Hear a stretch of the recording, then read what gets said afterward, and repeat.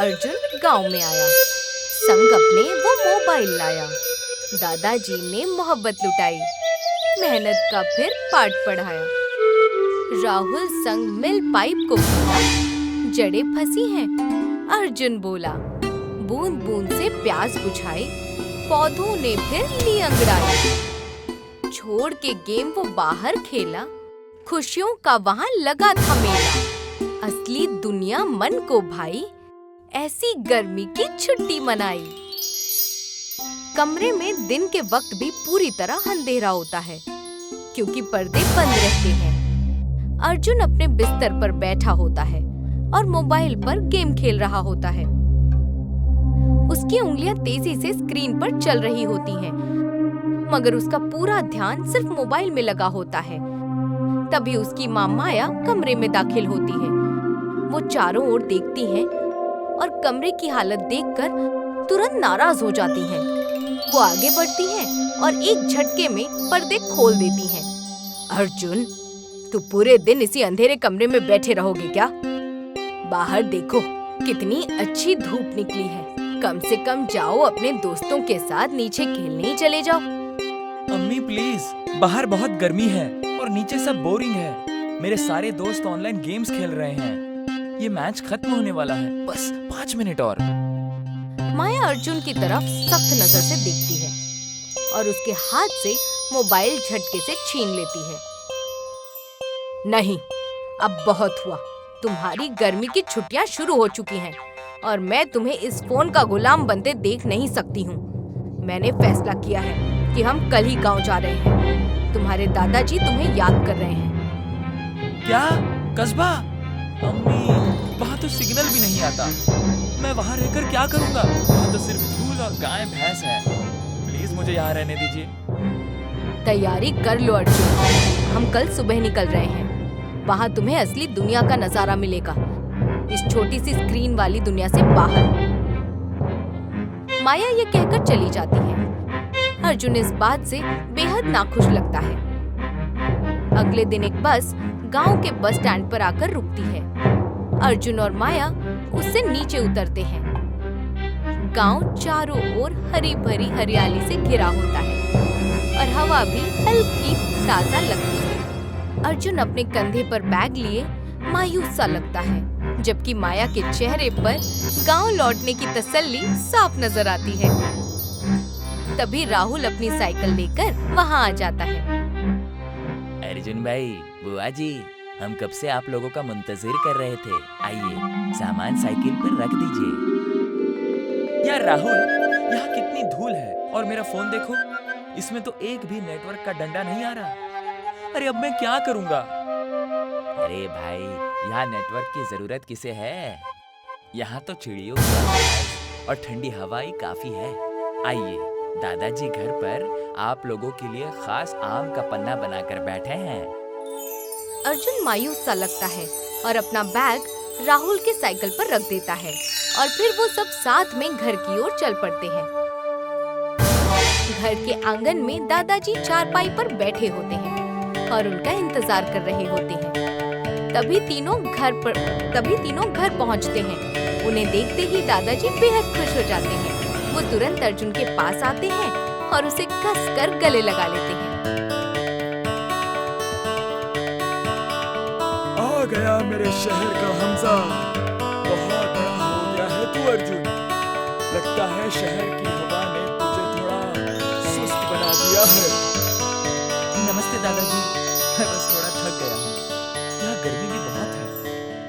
गर्मी तो है बेटा, लेकिन ये सब मिट्टी की है। ये तुम्हें ठंडा रखेगी, लेकिन एक बहुत बड़ी दिक्कत है। पिछले 2 दिनों से हमारे घर के पाइपों में पानी नहीं आ रहा। कस्बे के कुएं का स्तर भी नीचे चला गया है। क्या हुआ पिताजी? क्या मोटर खराब हो गई है? नहीं, मोटर तो ठीक है। लगता है कोई मुसीबत है। मैंने प्लम्बर को बुलाया था, लेकिन वो 1 हफ्ते के बाद ही आ पाएगा। तब तक हमें दूर वाले तालाब से पानी लाना होगा। अर्जुन रोज तालाब के बारे में, पानी लाने के बारे में सोचकर थोड़ा डर जाता है। उधर राहुल सारे बैग्स अंदर रख देता है और फिर सब लोग अंदर तरोताजा हो जाते हैं। कुछ वक्त बाद अर्जुन और राहुल एक बड़े दरख्त के नीचे बैठकर छाया ले रहे होते हैं। अर्जुन इधर उधर नेटवर्क की तलाश में लगा रहता है, जबकि राहुल पत्थर और कील की मदद से अपनी चप्पल ठीक कर रहा होता है। राहुल, सच बता, क्या यहाँ कहीं भी वाईफाई नहीं है? मुझे अपने दोस्तों को जरूरी मैसेज भेजना है। यहाँ वाईफाई हाईफाई जिंदगी चलती है। करो और चैन से सो। और वैसे भी दादाजी परेशान है, क्या तुम मेरी मदद करोगे ये देखने में कि पाइप में क्या दिक्कत है? मुझे पाइप के बारे में क्या पता, मैं तो बस ऐप्स डाउनलोड करना जानता हूँ। अगर कोई ऐप होता तो उसकी मदद से पाइप ठीक कर देता। दिमाग लगाओ, तुम स्कूल में साइंस पढ़ते हो। चलो देखते हैं कि पानी कहाँ से रुक रहा है। अर्जुन मन मारकर अपना मोबाइल जेब में रखता है और राहुल के पीछे पीछे घर के पीछे की ओर चल पड़ता है, जहाँ मेन पानी की पाइपें लगी होती हैं। राहुल और अर्जुन घर के पीछे वाले हिस्से में पहुँचते हैं, जहाँ सभी पाइप लगे होते हैं। दोनों एक छोटे टैंक से घर तक जाने वाली पुरानी लोहे की पाइपों को गौर से देखते हैं।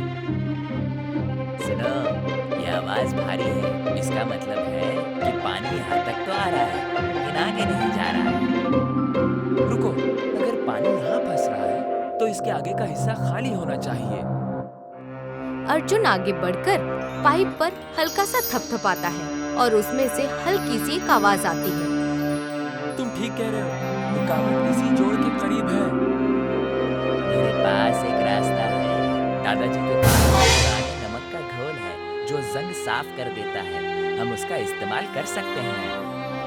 दोनों एक दूसरे की ओर देखते हैं और हल्का सा सर हिलाकर सहमति जताते हैं। इस पल के बाद पहली बार अर्जुन कुछ वक्त के लिए अपना मोबाइल भूल जाता है। कुछ वक्त बाद राहुल और अर्जुन जल्दी से दादाजी के कमरे में जाते हैं। वो वहाँ औजार और नमक वाला पानी ढूंढने लगते हैं और कुछ ही वक्त में उन्हें वो मिल भी जाता है। अर्जुन एक रिंच उठा लेता है और राहुल नमक वाला पानी ले लेता है। जैसे ही वो बाहर निकलने लगते हैं, तभी दादाजी कमरे में दाखिल होते हैं। क्या ढूंढ रहे हो बच्चों? क्या खजाना मिल गया? दादाजी, हमने ढूंढ लिया है कि पाइप कहाँ से बंद है। हम उसे साफ करने की कोशिश कर रहे हैं। बिल्कुल, लेकिन याद रखना, ज्यादा जोर की जगह दिमाग का इस्तेमाल करना। इन्हें जबरदस्ती मत खोलना। अर्जुन और राहुल हामी में सर हिलाते हैं और वहाँ से निकल जाते हैं। दोनों फिर से पाइप वाले हिस्से में पहुँचते हैं। राहुल जंग लगी पाइप के जोड़ पर नमक वाला पानी डालता है और अर्जुन रिंच से उसे ढीला करने की कोशिश करता है। इसी दौरान राहुल पाइप को जोर से पकड़े रहता है। थोड़ा और जोर लगाओ अर्जुन, बस खुलने ही वाला है। ये बहुत सख्त है। शहर में तो बस एक कॉल करो और प्लम्बर आ जाता है। वहाँ सब कुछ कितना आसान है। आसान चीजें हमें मजबूत नहीं बनाती। जब तुम खुद से कुछ ठीक करते हो तो उसकी खुशी अलग ही होती है। इस कोशिश के बाद आखिरकार पाइप का जोड़ घूम जाता है और खुलने लगता है। दोनों के चेहरे पर जीत की मुस्कान आ जाती है। जब पाइप पूरी तरह खुल जाता है और अलग होता है तो उन्हें अंदर छोटे छोटे पौधों की जड़ें फंसी हुई नजर आती हैं। देखो, इन जड़ों ने पूरे पाइप को ब्लॉक कर दिया था। दोनों परेशानी समझ जाते हैं और मिलकर पाइप को अच्छे से साफ करते हैं और फिर उसे वापस ठीक से जोड़ देते हैं। अब पानी फिर से बहने लगता है। ये देखकर दोनों खुश हो जाते हैं और वहाँ से लौटने लगते हैं। जाते वक्त अर्जुन पीछे रखे पौधों को देखता है, जो कम पानी की वजह से धूप में सूखते हुए नजर आते हैं। राहुल, क्या हम इन पौधों के लिए कुछ बेहतर नहीं कर सकते? कैसा बेहतर? हम तो सिर्फ बाल्टी से पानी डालते हैं। नहीं, मैंने एक नया तरीका देखा था। अगर हम पुरानी प्लास्टिक की बोतल्स में छोटे छेद करके उन्हें पौधों की जड़ों के पास गाड़ दें, तो पानी सीधे जल तक जाएगा और बर्बाद नहीं होगा। इसे ड्रिप इरिगेशन कहते हैं। ये तो बहुत ही बेहतरीन आइडिया है। हमारे पास तो बहुत सारी पुरानी बोतलें पड़ी हुई हैं। दोनों स्टोर रूम से पानी की बोतलें लेकर आते हैं और अपने काम में जुट जाते हैं। अर्जुन बोतल के ढक्कन में छोटे छोटे छेद करता है और राहुल बोतल को खड़ा करने के लिए उसमें बांस की लकड़ियां बांधने लगता है। दादाजी और माया कमरे में बैठकर बातें कर रहे होते हैं। तभी अर्जुन और राहुल अंदर आते हैं। उनके कपड़ों पर मिट्टी लगी होती है, मगर उनके चेहरे पहले से ज्यादा खुश नजर आते हैं। अरे बाप रे, तुम दोनों का क्या हाल हो गया है? अर्जुन, क्या तुम वही लड़के हो जो सुबह धूल से डर रहे थे?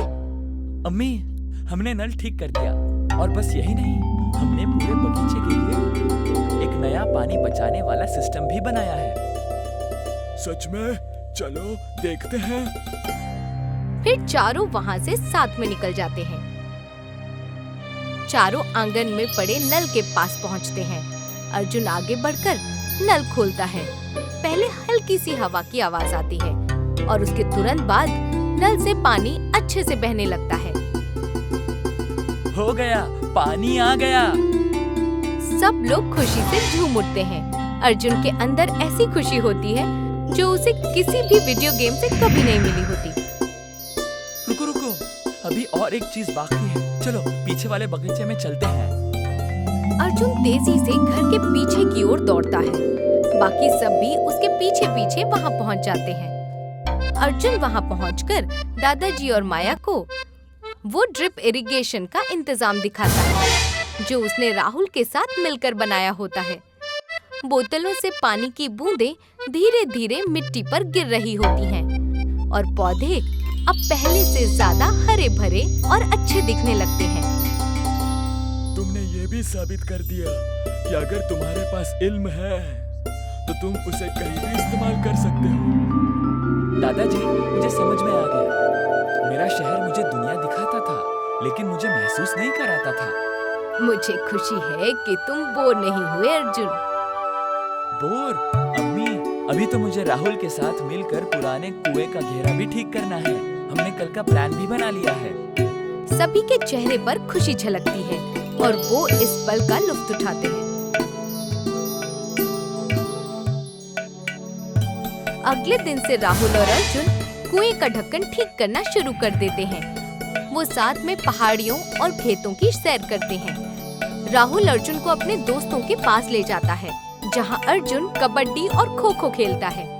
ऐसे ही दिन बीतते रहते हैं और फिर अर्जुन के वापस जाने का वक्त आ जाता है। अगले दिन माया और अर्जुन बस स्टैंड पहुंचते हैं, जहां उन्हें राहुल और दादाजी लेकर आते हैं। ठीक वैसे ही जैसे सफर की शुरुआत हुई थी। राहुल अर्जुन का बैग अपनी साइकिल पर लेकर आता है। अगली छुट्टियों में फिर आना अर्जुन भाई, अभी बहुत से काम अधूरे हैं। बिल्कुल राहुल, मैं जल्द ही वापस लौटूंगा और सारे पौधों का ध्यान रखना। अगले साल उसी के फल खाएंगे। इसके बाद राहुल अर्जुन को गले लगाता है और फिर दादाजी के पैर छूकर उनका आशीर्वाद लेता है। जीते रहो बेटा, याद रखना असली तरक्की वही है जो सबको साथ लेकर अर्जुन मुस्कुराते हुए सर हिलाता है। इसी बीच बस आ जाती है। माया और अर्जुन बस में चढ़ जाते हैं। वो दोनों दादाजी और राहुल को अलविदा कहते हैं। कहानी यही खत्म हो